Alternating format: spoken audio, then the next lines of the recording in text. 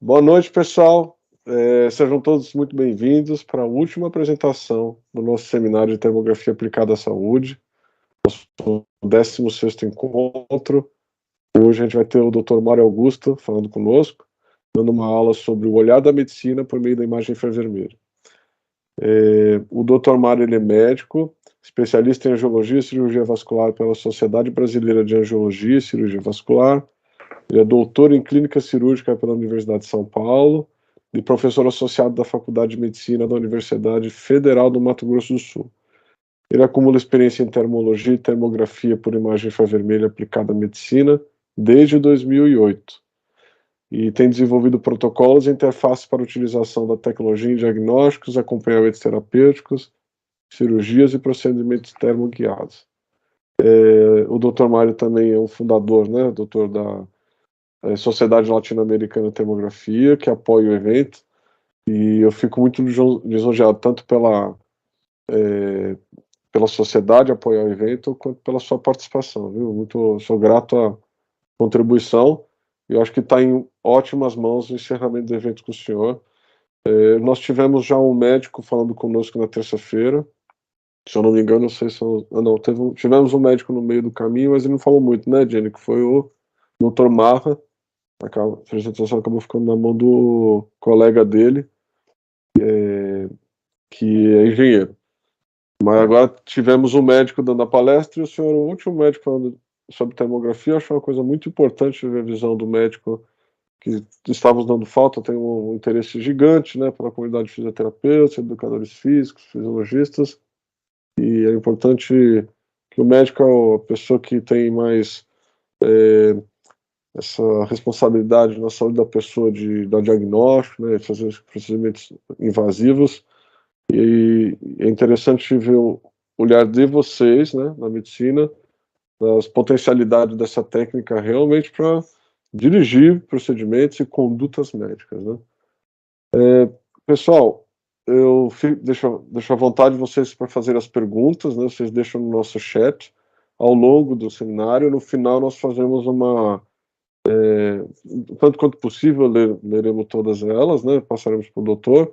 Se não houver possibilidade de fazer hoje, passaremos para ele as remanescentes, ok? Então, doutor, bem-vindo mais uma vez, a palavra está com o senhor. Muito obrigado, Felipe. Para mim é uma honra poder estar aqui com vocês, estar aqui participando do seminário, né, Termografia Aplicada à Saúde, e a honra maior de estar fazendo o fechamento, né, junto com vocês aí, porque a termografia era um método valiosíssimo, mas, assim, de uma forma geral, no nosso meio, ela é pouco divulgada. E de alguns anos para cá, isso tem ampliado, ainda bem, né? E eventos como esse fazem o quê? Dão um tônus de seriedade, dão um tônus de ciência para que isso possa ser mais difundido e que mais pessoas possam vir a utilizar essa metodologia para o bem da saúde das pessoas de uma forma geral.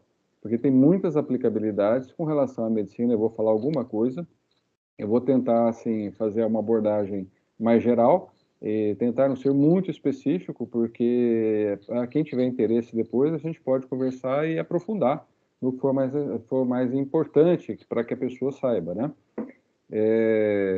Eu agradeço, né, a Red Square pela oportunidade e você, Felipe, pela gentileza de sempre, né, por estar aqui nos prestigiando e nos dando essa oportunidade. Como você falou da Solaterm, a Solaterm é uma sociedade científica sem fins lucrativos que visa juntar profissionais e carreiras que se interessam pela imagem infravermelha e suas aplicabilidades na saúde. Muito bem, vamos começar aqui um pouquinho. O olhar da medicina por meio da imagem infravermelha. Como conflito de interesse eu não tenho nada a declarar, e não dá para falar de imagem infravermelha sem nós comentarmos um pouquinho da história, né? Esse físico e astrônomo, William Herschel, foi nascido na Alemanha e depois se criou em parte da vida dele na Inglaterra, e foi lá que ele realmente trabalhou, desenvolveu suas pesquisas. E o que nos interessa, porque ele é que teve aquela brilhante, sabe, percepção em relação ao infravermelho. Por quê? Como nós podemos observar, a luz visível, quando ela passa por um prisma, se ela se decompõe, ela tem um espectro de cores, né? E ela vai do violeta até o vermelho. Então, do ultravioleta aí o infravermelho. Só que ele estava tentando ver o quê? Ele estava tentando ver o quanto cada cor continha de energia e aumentava a temperatura. E aí, quando ele observou, num certo momento, ele colocou o termômetro fora do espectro de cores e, de repente, o termômetro ficou fora das cores e começou a subir muito mais do que os demais. E aí foi o que chamou a atenção, né, para que ele pudesse saber que tinha alguma coisa não visível, no espectro não visível, tinha mais energia do que as outras comprimentos de onda do espectro visível. E ele chamou isso de infravermelho. Aqui uma visualização, né, de que aonde se situa, né, o espectro do infravermelho em relação às ondas eletromagnéticas, né, e tem ali bem pequenininho, né, o espectro da luz visível que nós enxergamos, que a nossa retina está apta para enxergar. Isso eu digo que é a nossa retina, porque alguns animais têm a capacidade de enxergar no espectro infravermelho, ou seja, eles conseguem ter um padrão de visão que nós não temos.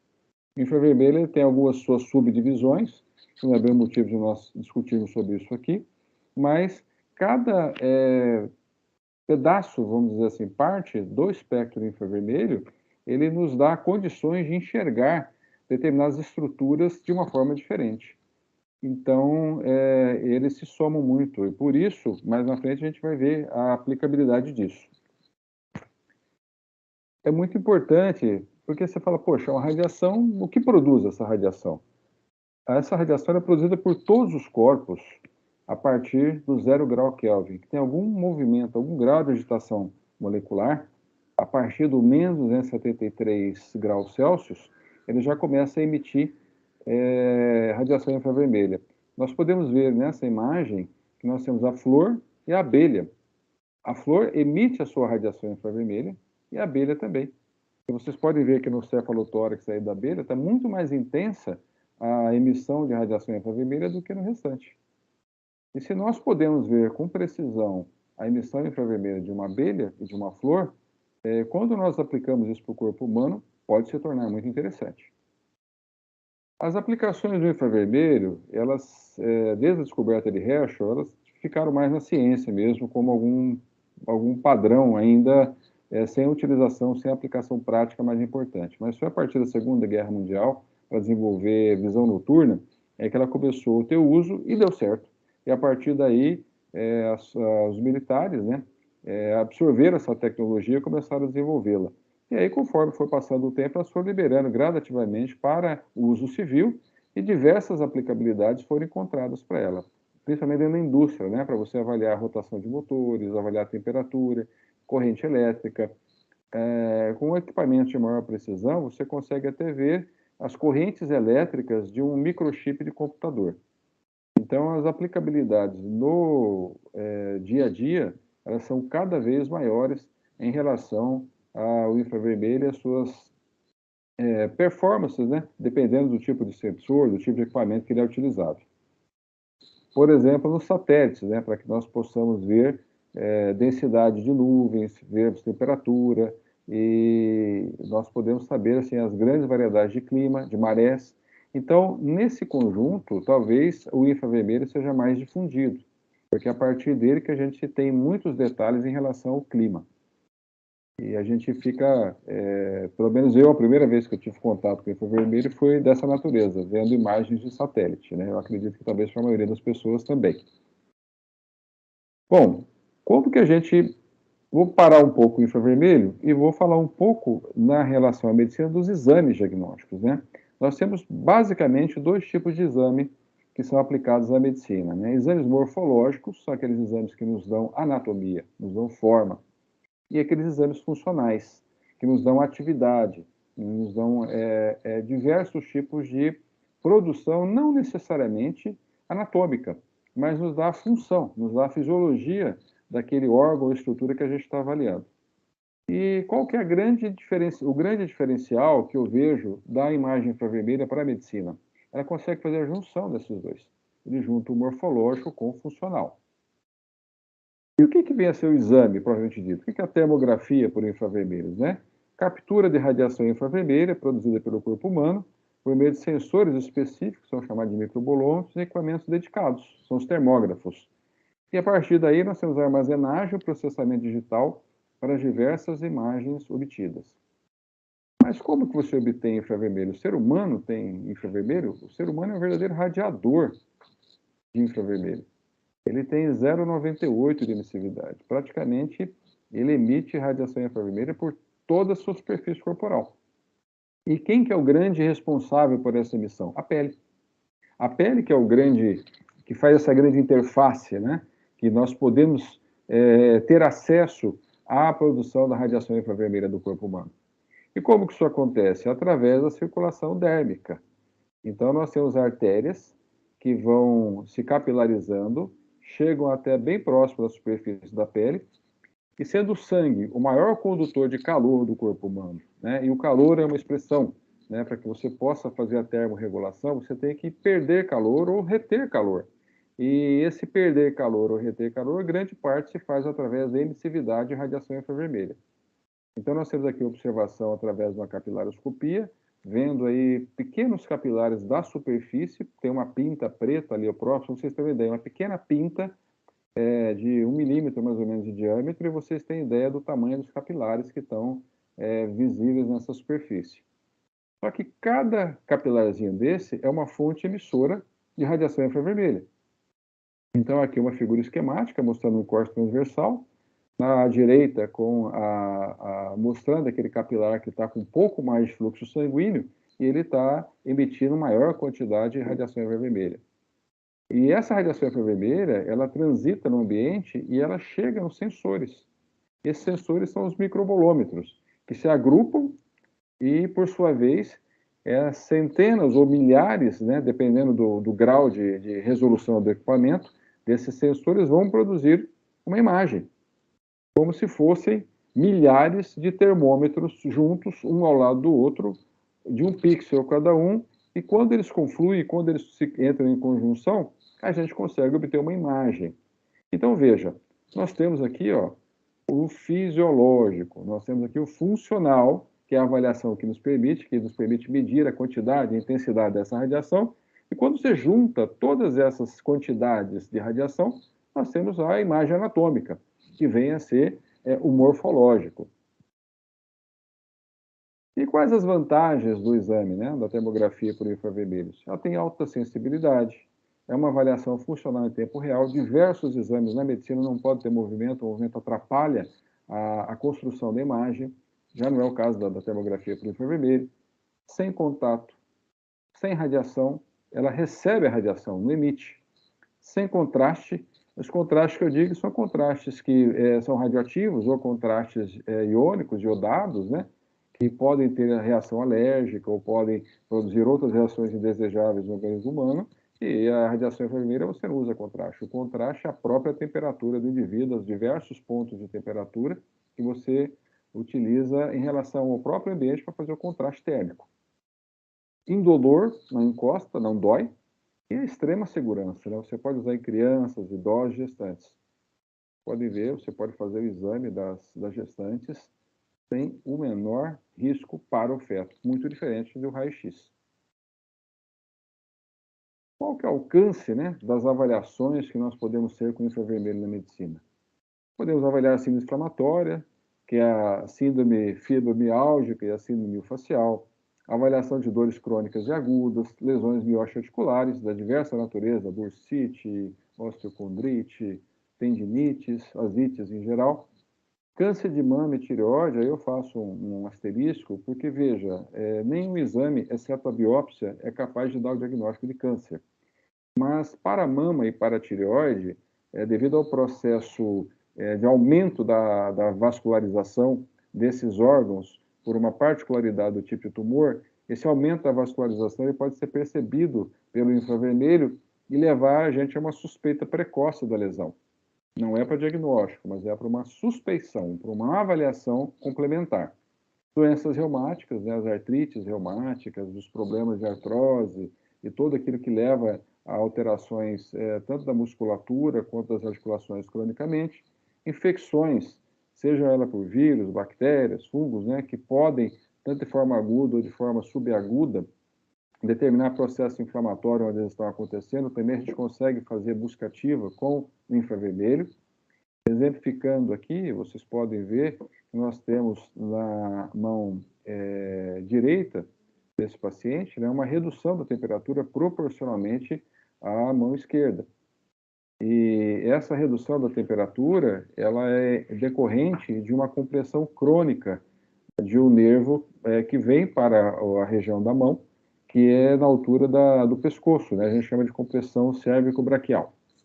Então, a mudança de temperatura, a mudança da emissividade infravermelha, dependendo do padrão que ela se mostra, ela pode nos dar características crônicas e agudas. Normalmente, as lesões agudas, elas tendem a aumentar a temperatura, as lesões crônicas, elas tendem a diminuir a temperatura da microcirculação.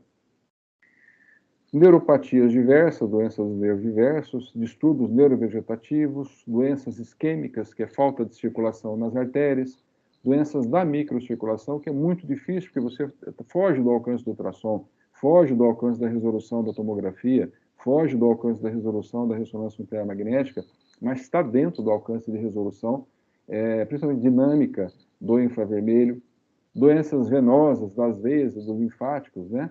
Pós-operatório em cirurgias diversas. Dando um exemplo de circulação, estou mostrando aqui uma imagem de uma paciente tabagista que tem um déficit circulatório muito importante no inferior esquerdo, e quando você coloca ela no infravermelho, apesar de ser um equipamento de baixa resolução, você percebe que da metade da perna dela para baixo, comparativamente, né, não está emitindo radiação infravermelha, porque tem um déficit circulatório muito importante. A gente chama isso de amputação térmica. E que áreas pode ser aplicado na medicina? Pode ser aplicado na angiologia, na acupuntura, se faz muito acupuntura termoguiada para ver o efeito das agulhas, dos pontos que elas estão inseridas. Na anestesiologia, para ver se pegou direito a anestesia, se já fixou o bloqueio numa raque, numa peridural, se fez um bloqueio num nervo específico, e aquele bloqueio já modificou a temperatura além da onde ele foi feito. A cirurgia bucomaxilofacial, principalmente a articulação temporomandibular, sinusopatias crônicas, infecções, né, enxertos ósseos, ajudando nos implantes. Na cirurgia cardiovascular, é menos utilizado isso aí, mas ela tem uma aplicabilidade muito interessante quando você vai proteger o coração e você quer ver a temperatura que o coração está com o líquido de proteção, que a gente chama de cardioplegia.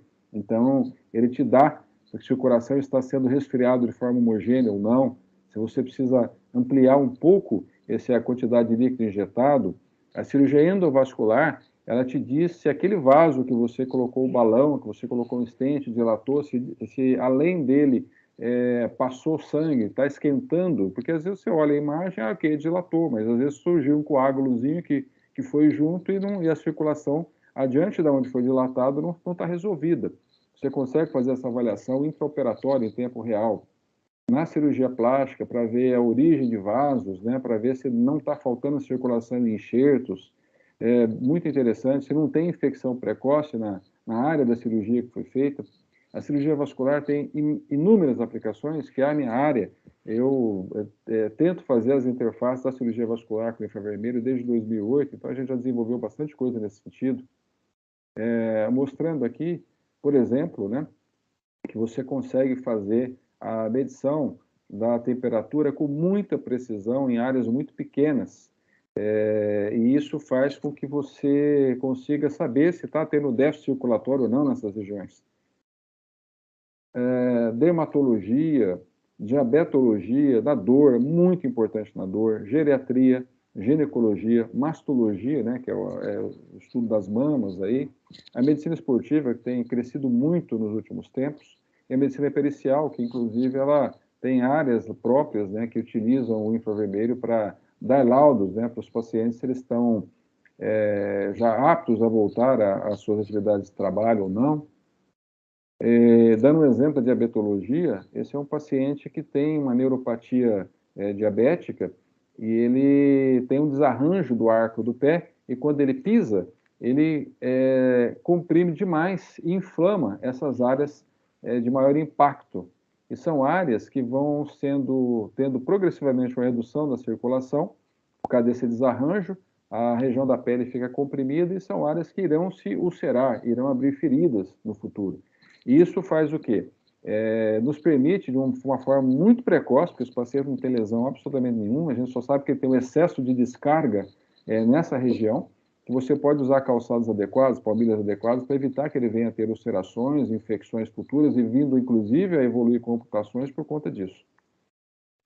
Aqui um outro exemplo, né, falando da medicina pericial, aqui no antebraço à direita, nós temos uma diferença muito grande da emissividade infravermelha, da radiância, né, que está mais vermelho, em relação ao outro braço, né? E isso é paciente com lesão de esforço, é o LER, então por digitação. Digitadores que digitam muito inflamam essa região dessa musculatura extensora dos dedos, e isso faz com que é uma coisa pouco perceptível, não tem exame propriamente para dito, uma dor, mas você vê que está assim, e quando melhora, você também vê que melhorou. Então, um parâmetro de acompanhamento terapêutico, né, e de resposta terapêutica quando você introduz medicamentos, fisioterapia. Outras áreas de aplicação, a neurologia, eu coloquei aí em azul, porque a neurologia e a dor são muito frequentes para o uso de aplicabilidade do infravermelho. Neurocirurgia, principalmente para ver áreas isquêmicas da superfície cerebral, quando você fecha um vaso ou não naquela região, então ele te dá tem sido desenvolvido isso recentemente. A oncologia, alguns tumores, principalmente aqueles que invadem gânglios linfáticos, né, se tornam mais visíveis e para também detectar no paciente imunossuprimido por quimioterapia infecções que estão latentes. A ortopedia também, toda a parte de tendão, músculo, a pediatria, porque a criança às vezes fala pouco, né? E ela não consegue expressar direito, você não consegue tirar uma história adequada, então ele vem ser um recurso diagnóstico também muito interessante, porque ela amplia a tua capacidade de visão, é como se fosse não só sintoma, mas também tivesse sinais. A reumatologia, parecido com a ortopedia, misturando um pouco com a dor, também tem doenças próprias que são muito bem visualizadas em relação ao infravermelho. O trauma, provavelmente dito, a urologia, que tendo algumas coisas incipientes, por exemplo, a varicocele, né, que produz infertilidade, que a gente tem uma certa dificuldade de ver no ultrassom as recidivas, mas no infravermelho fica muito fácil você ver se a cirurgia foi bem sucedida e melhorou a temperatura do testículo ou não. Aqui um exemplo de criança que tinha muita dor crônica nas costas e parecia que era uma somatização, né, algum problema psíquico da criança, porque não se achava nada nos exames, raio-x, ultrassom, tomografia, e quando você coloca no infravermelho, você vê que essa criança tem ali uma inflamação muscular na região do trapézio, muito importante, principalmente no membro relacionado ao lado esquerdo, né, e caracterizou como uma síndrome facial. E foi feito tratamento anti-inflamatório, bloqueio, essa criança melhorou totalmente do quadro, que não era um quadro psíquico, não era somatização, era um quadro orgânico mesmo. Algumas outras áreas de aplicação e exemplos clínicos, né, para dores agudas e crônicas. Essa é uma imagem de uma paciente com fibromialgia, ela tem algumas características peculiares, né, que a gente chama de imagem do manto, a gente tem aqui um aumento da região dos olhos, com bastante emissividade infravermelho, então ela cria uma imagem que que tem um padrão parecido, né, na doença. E você vê que essa não é uma imagem que você vê normalmente em pessoas que não têm esse tipo de doença. Essa concentração toda, né, da emissividade infravermelha é concentrada no tronco, né? Teve um colega aqui no Brasil que desenvolveu muito a parte do infravermelho também, principalmente relacionado à dor, e ele descreveu como se fosse o sinal do manto, né? É o Dr. Brioski. E ele é uma coisa muito interessante esse sinal, porque ele realmente faz muita diferença quando você vai fazer a avaliação dos pacientes. Olhando aqui perto, né, a gente vê que também tem essa imagem periorbicular aí, muito intensa do calor. Isso às vezes é muito comum que essas pessoas tenham distúrbio do sono, a gente observa isso com certa frequência. Então, assim, não tem exame específico que te dê que te assegure o diagnóstico, né? Então, você tem a somatória do exame físico, os sintomas, os sinais, mas quando você coloca no infravermelho, muitos dos pacientes têm esse aspecto peculiar ao infravermelho que quando você trata e essa paciente melhora do ponto de vista clínico, essa imagem, ela reduz bastante, às vezes até desaparece. Então, serve para a gente como acompanhamento terapêutico. É uma síndrome muito difícil da gente fazer o diagnóstico, né? Que é a dor simpático-reflexa do tipo 2, que é chamada no passado de distrofia simpático-reflexa, e você consegue, por manobras provocativas e testes, fechar o diagnóstico com bastante precisão em quem tem esse tipo de dor crônica.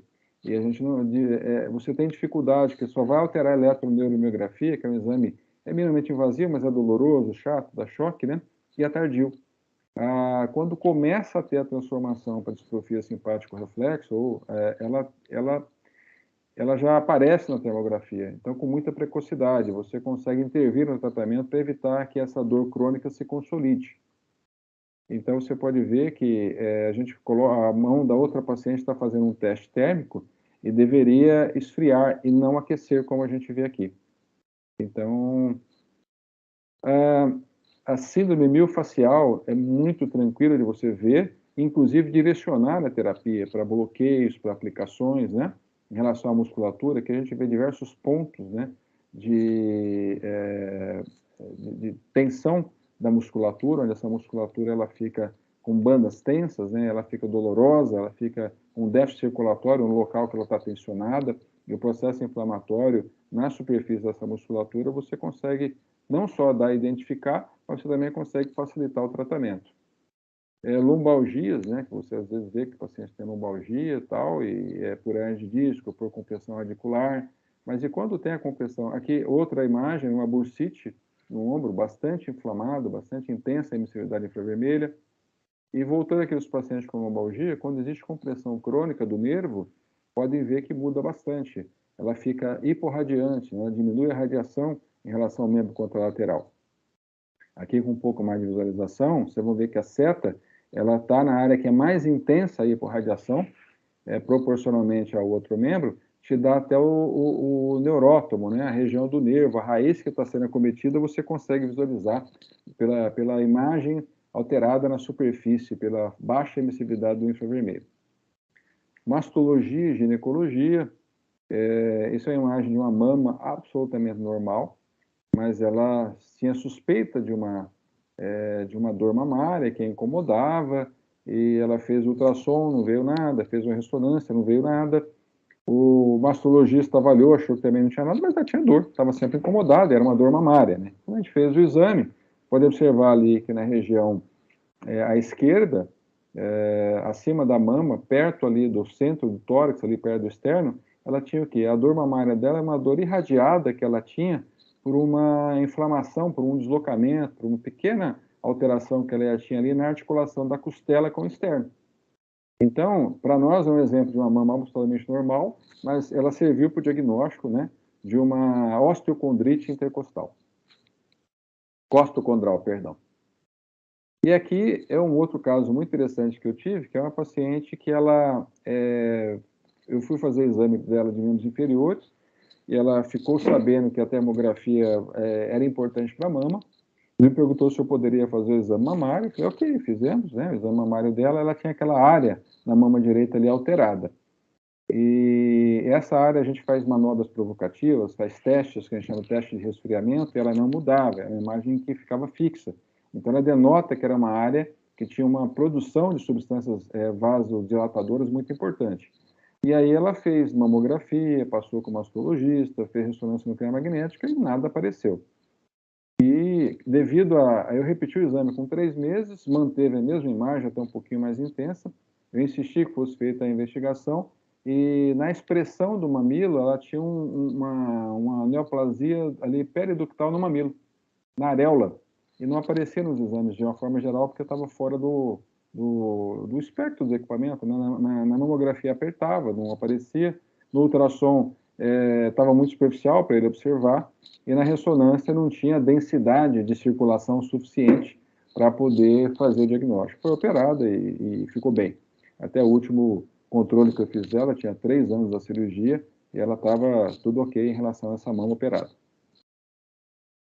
Doenças circulatórias de diabetologia, a gente tem uma síndrome do pé diabético, que é, hoje, dentro da área da angiologia, da cirurgia vascular, é o que mais tem trabalhos e protocolos desenvolvidos, né? Então, aqui é um exemplo de uma paciente que tem um déficit circulatório muito severo no membro inferior, você não consegue ver alteração de temperatura na mão, né? Mas quando você coloca no infravermelho, o membro inferior esquerdo, o hálux, está muito mais intensa a emissividade infravermelha dele do que do membro inferior direito.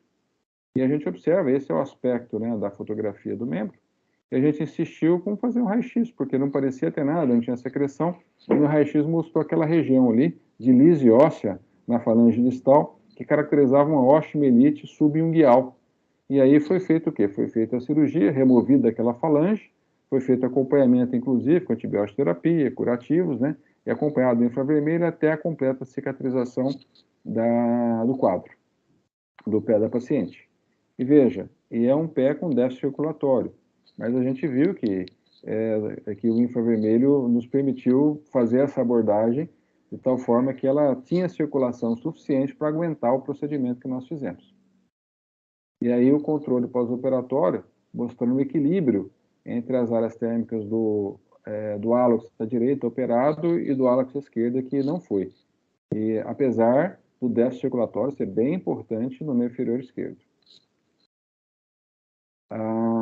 Aqui mostrando uma paciente, ali aquela imagem que está no alto ali, parece um processo inflamatório muscular, mas não é, isso aí é uma observação que nós fizemos, a paciente tinha uma paronia, que é uma unha inflamada, mas tem diabetes, né? Então a unha inflama e você percebe aonde a infecção para, até onde a infecção vai. Então, ali, apesar do problema estar na unha, o paciente já estava com alteração sistêmica, já estava não conseguindo mais controlar o diabetes, que nada mais é do que uma infecção se difundindo, né, uma linfangite, ao longo da perna, e isso não era percebido, porque ela não fica vermelha, né? A imunologia do paciente, a resposta vascular do diabético é alterada. Então, não fica vermelho, não esquenta aos nossos olhos, mas o infravermelho ele mostra com bastante clareza essa região. Aqui um outro exemplo de linfangite, né? Só que no outro pé, esse foi uma mordida de animal, uma picada de animal ali, tá vendo? E você pode ver que a área vermelha, essa área hiperradiante, acompanhando toda a superfície da perna dela, isso é uma imagem de uma erisipela, uma linfangite reticular ascendente do membro inferior, por uma lesão, uma porta de entrada ali na região do hálux também, né? Do primeiro dedo do pé. Pé diabético, né? Paciente com alteração da glicemia, do açúcar, observa-se uma úlcera ali na região do pé, mas sem secreção. Se você fizer a comparação, não está vermelho, não está muita diferença de um para o outro. A palpação também a gente observava grande diferença, mas aos olhos do médico, aos olhos do cirurgião. Mas quando você olha aos olhos, né, o novo modo de olhar do infravermelho, é isso que a gente vê. Uma diferença enorme em relação à temperatura por um processo infeccioso da úlcera, que atingiu todo o antepé do paciente e já estava subindo no trajeto linfático até na coxa. A gente pode observar essa imagem lateral aqui, para vocês verem a diferença do processo infeccioso. Esse paciente, às vezes, ele vai crescendo o processo infeccioso até quando você se surpreende, o paciente está em sepse, pode morrer por conta disso ou ter que ter o membro amputado. Aqui mostrando a lesão, a região que a gente vai ter que fazer a retirada do osso, mas isso não é o caso agora, mas mostrando depois da cirurgia feita, removido o osso que estava já com infecção, tinha uma osteomielite, e o fechamento da úlcera completamente depois do tratamento do foco infeccioso. Outra paciente também diabética, que tem, diferente desse outro, né, ela tem um problema de varize no membro inferior, tinha uma úlcera venosa, só que esse é o olhar normal, né? Agora esse é o olhar do infravermelho. Uma grande celulite com linfangite em relação ao membro inferior, e olhando, aquela úlcera não parecia ter nada além da região dela. Doenças arteriais, temos várias possibilidades, né? Por exemplo, aqui a gente observa uma discreta cianose, discreto azulado no quinto dedo, e esse paciente com muita dor, né? Ao infravermelho, a gente observa uma diferença importante da temperatura de uma mão em relação à outra, e só que você tem uma marca ali, que a gente chama de marca da artéria radial, do arco palmar, está alterado. e a gente suspeitou que tivesse havido uma obstrução, um entupimento disso por um coágulo que saiu do coração. E realmente não era do coração, mas era de uma artéria do chamado tronco braquicefálico, que leva para a cabeça, o cérebro, e leva também para o membro superior. E ele teve que ser operado, a gente fez a cirurgia, removeu a placa do tronco braquicefálico desse paciente. Aqui uma outra imagem da mão dele no momento que ele nos procurou, para você ver a diferença de temperatura brutal que existe de uma mão para outra, porque ele soltou um pedaço de placa, ele foi à distância e ocluiu o arco palmar desse paciente, levando à falta de circulação em todos os dedos. Uma outra imagem, né, de um paciente que tem obstrução vascular, só que é obstrução alta e falta ali no pé. Pode ver que do outro lado está vermelhinho, o dorso do pé, o lado de cá não tem, né? É porque ela tem obstrução da artéria tibial anterior. Então, essa marca que a gente chama de impressão da artéria pediosa, na termografia não aparece. Só que é uma paciente que não tem dor. Ela só tinha dor quando ela caminhava uma distância muito importante, era uma dor no pé. Então, não era uma dor comum que doía a batata da perna, né? Que a gente chama de panturrilha. Ela doía o pé. E era uma isquemia, uma claudicação do pé. E a gente conseguiu também fazer esse diagnóstico com infravermelho. Aqui uma compressão de nervo ao nível do desfiladeiro cérvico-braquial, ao nível ali da saída, né, do nervo do plexo braquial, passando entre o pescoço ali e a primeira costela e a clavícula. E também um outro diagnóstico difícil de fazer, mas com infravermelho a gente consegue, porque você põe o membro do paciente na posição que aperta o nervo, e de forma dinâmica o nervo mostra suas alterações. Aqui mostrando uma paciente com uma úlcera por déficit circulatório, e a gente estava fazendo a aplicação de um medicamento vasodilatador, né? Então a gente queria ver a resposta dessa lesão à aplicação do medicamento, né? Então você consegue fazer esse acompanhamento gradativo, pode observar o quanto vai ficando mais vermelho, ou seja, vai aumentando a radiação infravermelha em volta da lesão, e muda, inclusive, a cor da lesão. Ou seja, se você dilatar aquele vaso, você melhorar a circulação daquela região, essa úlcera, com chegada de sangue, antibiótico, né, e nutrientes para que ela aconteça o processo cicatricial, ela vai fechar.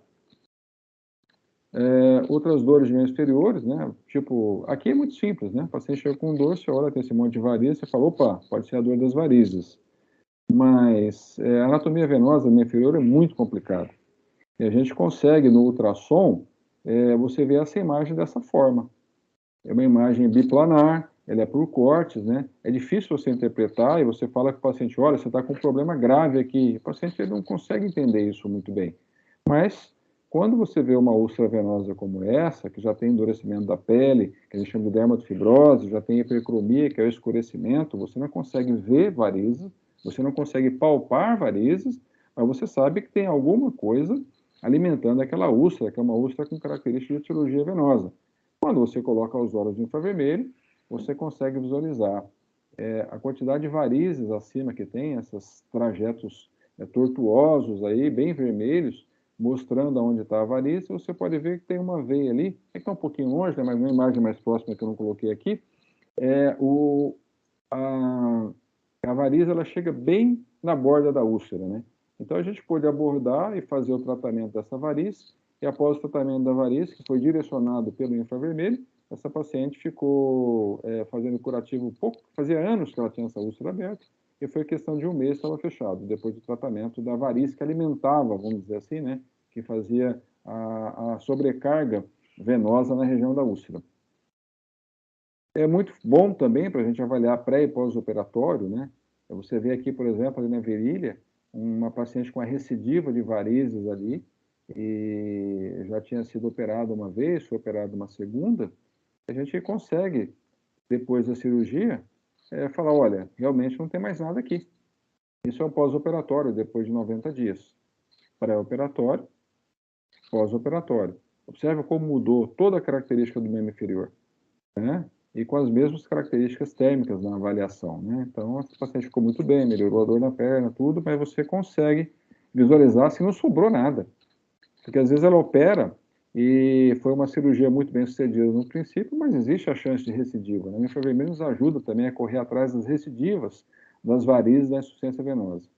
Aqui um outro exemplo, né, de alteração de veia safena interna, onde você pode observar esse trajeto da veia bastante hiperradiante, e depois da cirurgia, você observa que está outra situação, né? O membro inferior está com outra característica, também com 90 dias pós-operatório.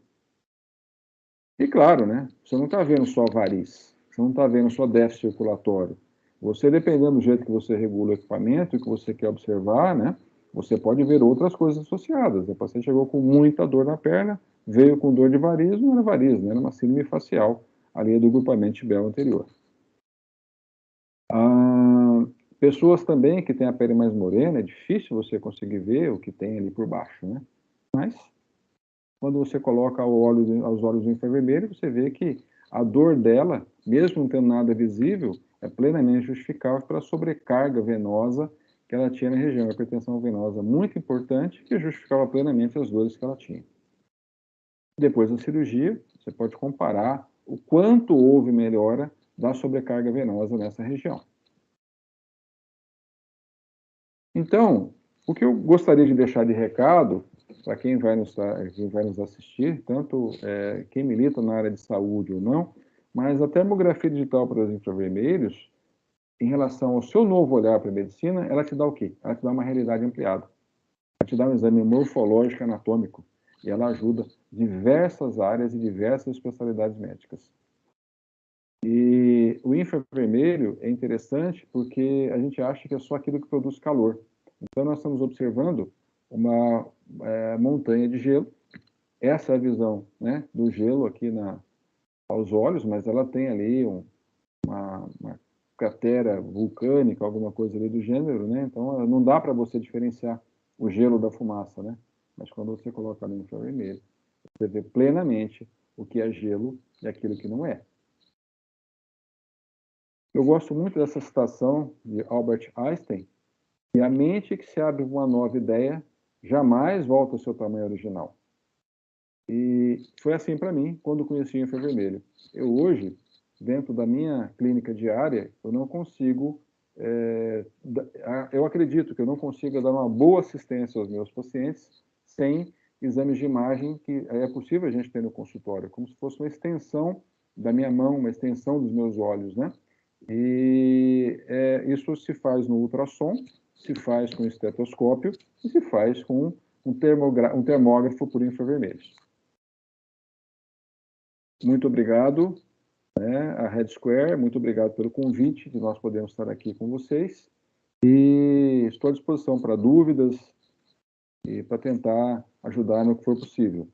Existem os meus contatos aqui, tem esse e-mail que pode ser feito contato para quem deseja e também tem o Instagram, em que a gente também pode atender alguém no direct, né, que fizer contato conosco, que quiser conversar a respeito do infravermelho ou de aplicabilidades ou de doenças que a gente tenha nas nossas especialidades. Mais uma vez, muito obrigado. A gente que agradece, doutor. Que voo panorâmico sensacional. Eu já até tenho material agora para mostrar, indicar amigos médicos, porque eu já tentei fazer tabelas com as diversas aplicações, eu sempre coloco referências bibliográficas, né, o tipo de aplicação que se tem, mas eu nunca consigo trazer as imagens, e acho que por experiência própria, acho que a maior parte dessas imagens foi o senhor que fez, não foi? Todas são minhas. Experiência própria, todas são né? pessoais, Então, que privilégio, né, de, assim, com todo respeito aos pacientes, o privilégio de ver casos desse para poder documentar com um termógrafo, né? Nossa, eu tinha, assim, eu fiquei fascinado aqui com um caso interessante da mama que não foi pego pelas outras técnicas, achei interessante, porque tem toda aquela celeuma sobre utilidade da termografia para mama, mas não pode, porque não dá o diagnóstico final, o screening do raio-x, mas nenhum dá o diagnóstico final. A observação é ótima. A gente precisa da biópsia. Então, o que acontece? Ele é uma metodologia complementar. Então, ele tem a sua validade, né? Porque, por exemplo, uma dor na mama, qualquer dor na mama, você vai fazer o quê? Palpou o nódulo. É mamografia e radiação para todos? Né? É ressonância nuclear magnética para todos, né? Então, ele nos ajuda, é como se fosse uma extensão das mãos para o exame físico, né? Da mesma forma que você palpa o nódulo e acha que tem características mais benignas ou menos, né? Ou aquela que você não consegue ver, mamas densas, por exemplo, né? Outra situação, prótese mamária. Tem pacientes que têm prótese mamária muito grandes, né? Então, na hora de fazer a mamografia, fica complicado, né? Não pode Mas, assim, aplicar pressão. foi uma área de muito conflito, porque a termografia, ela começou para fazer tentativa de diagnóstico de tumor de mama, né? Na década de 50. Mas não dá certo, porque o câncer não é assim que se faz diagnóstico. Câncer se faz diagnóstico celular, é citológico, é imunohistoquímica hoje, é com biópsias com diferencial celular. Você tem que contar divisão celular. Como é que você vai contar divisão celular com qualquer equipamento que a gente tem tecnologia hoje? Não dá. Mas ele te faz o quê? Ele te leva a pensar naquilo. Isso dá para observar mudanças, né? Então, por exemplo, a gente, 3 meses depois, repetiu o exame, estava lá mesmo, até um pouco pior. Então, não é nada inflamatório, tomou remédio, colocou calor. Então, a gente fala, poxa, tem alguma coisa mantendo isso. Vamos atrás. O diagnóstico foi feito depois com expressão do mamilo, expressão da areola ali, né? E aí, aquela secreçãozinha que sai tinha celularidade neoplásica. Então, não é uma situação muito comum, nem é a minha especialidade, mas foi um olhar diferente, né? É aquele olhar de quem olha com realidade aumentada. Realidade aumentada, acho que é bem isso. A termografia também me dá essa mesma sensação. Eu chamo da visão do super-homem. Na minha aula eu falava, olha, você tem uma visão de super-herói, tá vendo outro mundo, uma outra janela que se abre, né? Sem dúvida. Mas agora tem um pequeno detalhe, quando a gente fala em realidade aumentada, é assim, né? Tem um livro que a gente chama de, na semiologia médica, chama Vieira e Romero, né, que a gente tem lá no comecinho da Faculdade de Medicina, e era um livro meu de cabeceira. Ele falava o seguinte: quem não sabe o que procura, não sabe interpretar o que acha. Então, já vem um outro lado da termografia. A termografia, ela não é um aparelho por si só, ela tem que ser interpretada as imagens. Quando é um exame industrial, tem que estar um engenheiro atrás fazendo a interpretação. Quando é um exame de satélite, do clima, tem que ter um geógrafo, tem que ter um climatologista, alguém que entende daquilo para poder dar o diagnóstico. Quando você tem um problema de saúde, porque, veja, as imagens, elas têm particularidades que têm que ser associadas à anatomia e à fisiologia. Se você não faz essa associação, você espera que o equipamento ele te dê o laudo por si só, a interpretação fica um pouco difícil. Você fala, mas isso pode facilitar? Pode. Você pode ganhar tempo com inteligência artificial. Você pode ganhar tempo com otimização de softwares. Mas sempre você vai precisar ter o olho daquele especialista que sabe o que ele está querendo, para poder interpretar aquilo que ele está vendo, né? Porque, por exemplo, se eu pegar uma pessoa que não entende nada de medicina e mostrar aquela imagem, ela vai achar bonita, mas ela não vai ver as nuances da fisiologia que vai estar sendo reproduzido pelo aparelho, pelo equipamento, né? Então, eu acho que ele vem dar uma ampliada muito grande nessa colocação do professor Vieira, né? E desse livro que a gente tinha de semiologia, que é isso que eu falei. Quem não sabe o que procura, não sabe interpretar o que acha. Outro livro que é a base da medicina são atlases, né, no plural. Existe um atlas de termografia, doutor? Ele existe meio picado. Né? Picado, Você tem alguns atlas que por área? fazem... Não, mas é por geral mesmo a termologia. Mas então, assim, ele não tem essa concentração específica por área, não. Nenhuma iniciativa para se montar um atlas de termografia? Será que não é uma coisa interessante? Eu acho que seria interessante. Acho que talvez que dá um pouco de trabalho escrever e juntar as imagens, né? Por exemplo, você com um determinado número de imagens e os casos, né? Para você saber fazer tudo, é possível. Sim. Eu acho que talvez ajudaria, né? Qual é a câmera que o senhor utiliza, por curiosidade? Eu uso uma 320 por 240. Né? E essas imagens todas são de 76 mil pixels. Então você vê que tem uma resolução boa e claro, você tem resoluções melhores. O que muda muito é você fazer o preparo adequado do ambiente, você fazer a distância correta, a regulagem correta do equipamento, isso aí acaba ajudando, otimiza a capacidade de resolução que você tem no aparelho, né?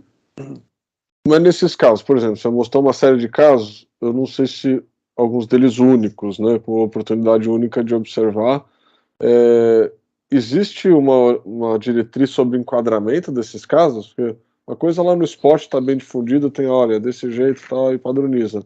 Já existe padronização para essa série de outras observações? Né? É assim, existe algumas diretrizes que você tem que seguir em relação à avaliação humana para diagnóstico. Principalmente é você reproduzir as condições locais, né, e as condições de distância de exame, umidade, temperatura, né, do meio onde você está coletando essas imagens.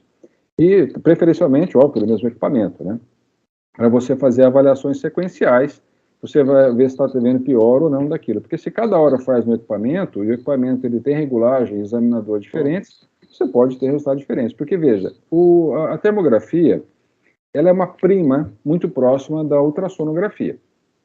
Ela é examinador dependente. Então, dependendo do jeito que o examinador regula o equipamento, vai dar pequenas distorções na hora de você fazer a avaliação.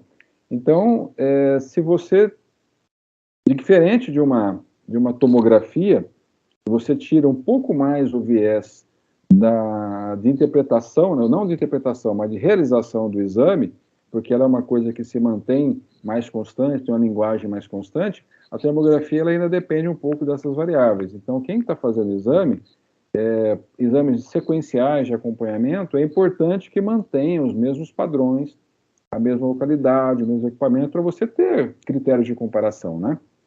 Bom, foi bem ressaltado na aula passada pelo Dr. Bajude.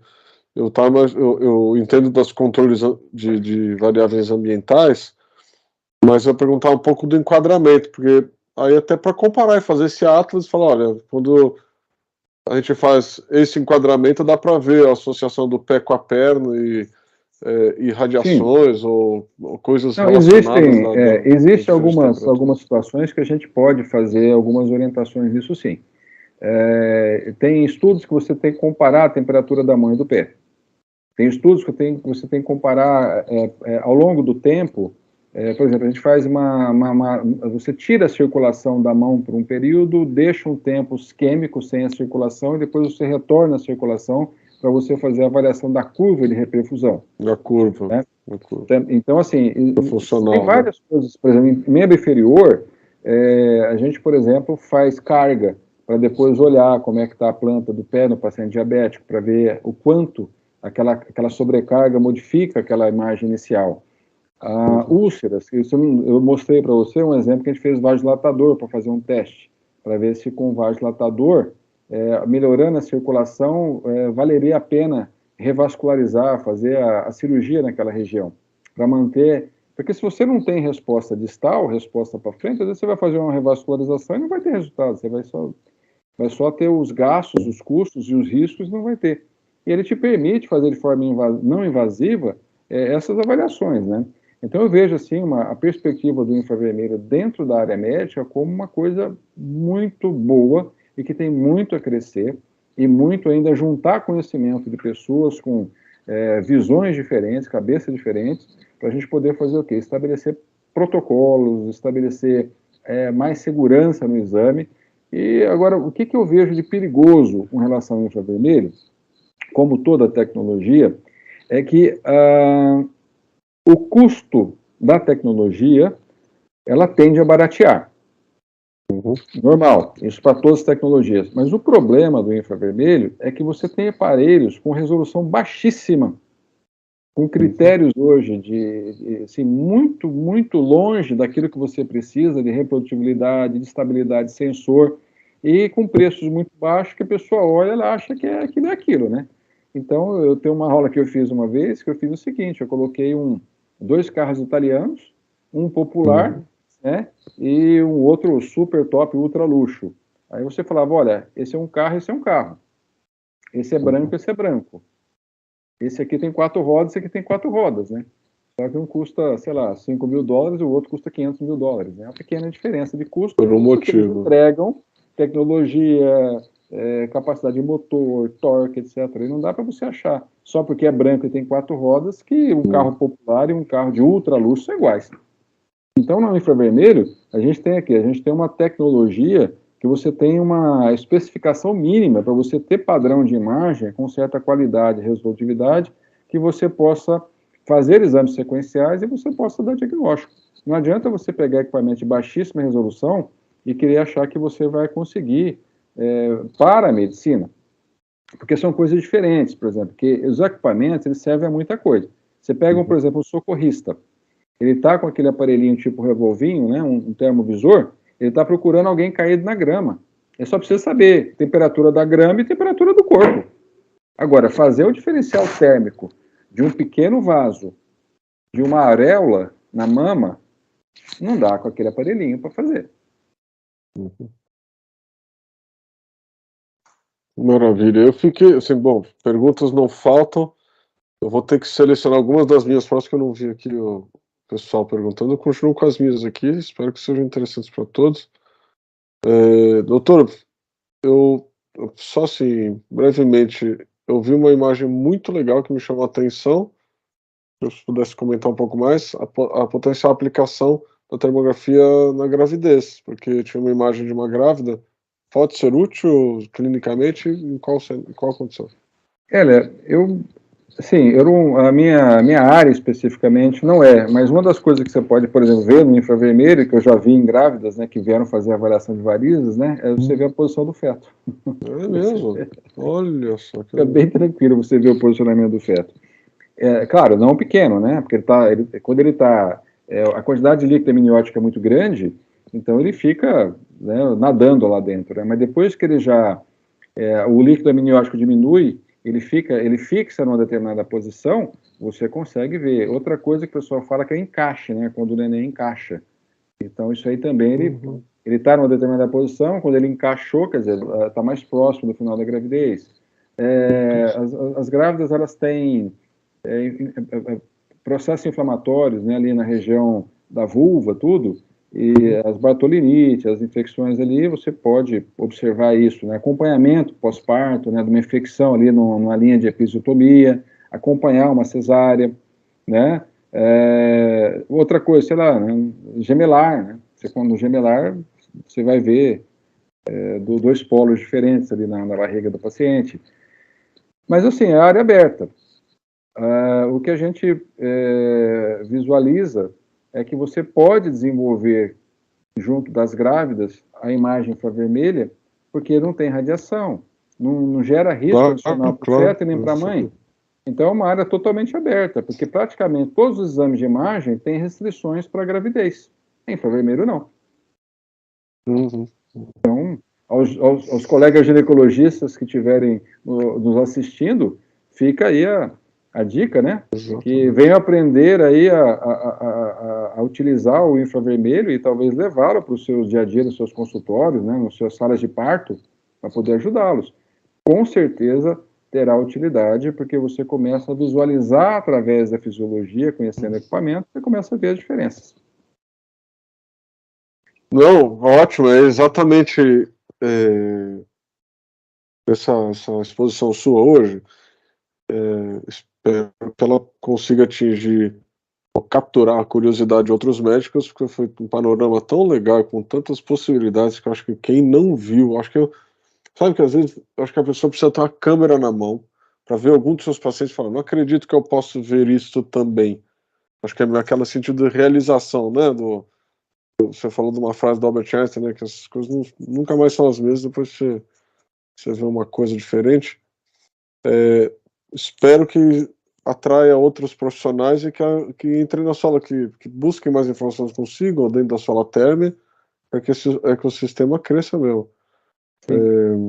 E estamos, assim, totalmente à disposição. A Solaterm é uma sociedade que ela foi criada com o intuito de distribuir conhecimento, de conversar sobre assuntos, a gente desenvolver a termografia por infravermelhos, o estudo, os exames pelo infravermelho, porque tem outras vertentes do infravermelho que estão surgindo agora que podem ter aplicações futuras, né?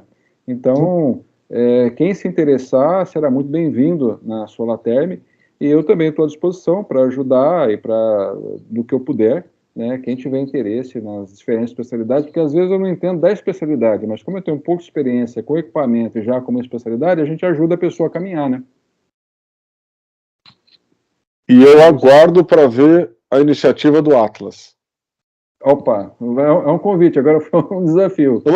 Isso é uma provocação. Vai ser muito provocação. interessante. Tá muito certo, interessante. muito bom. Muito Ótimo. obrigado. Vamos pensar no assunto, sim. Muito obrigado pela participação, doutor.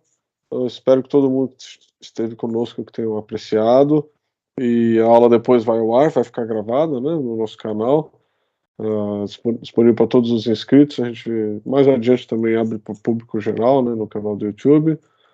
Então acho que era isso. Os demais participantes que estão aqui, tem alguma última pergunta para o doutor? Eu sei que eu tenho aqui, ó, eu tenho uma pessoa, o José Inácio agradece, fala muito obrigado, doutor. Ixi, é em espanhol. Você falou Opa. muitos casos, né, coisas amplas, com muita utilidade. Ele gostou muito da aula e manda saludos da Argentina, doutor. Muito obrigado, que bom, ótimo. Muito obrigado. Joia, então desejo uma boa noite a todos. Então, encerramos o nosso evento aqui. Espero que todos tenham apreciado não só a aula, como o evento inteiro. Ficamos por aqui. Até o YouTube. Tchau, doutor. Tchau, Boa tchau. noite. Muito obrigado, Tchau. uma boa noite. Tudo de bom. Tchau, tchau.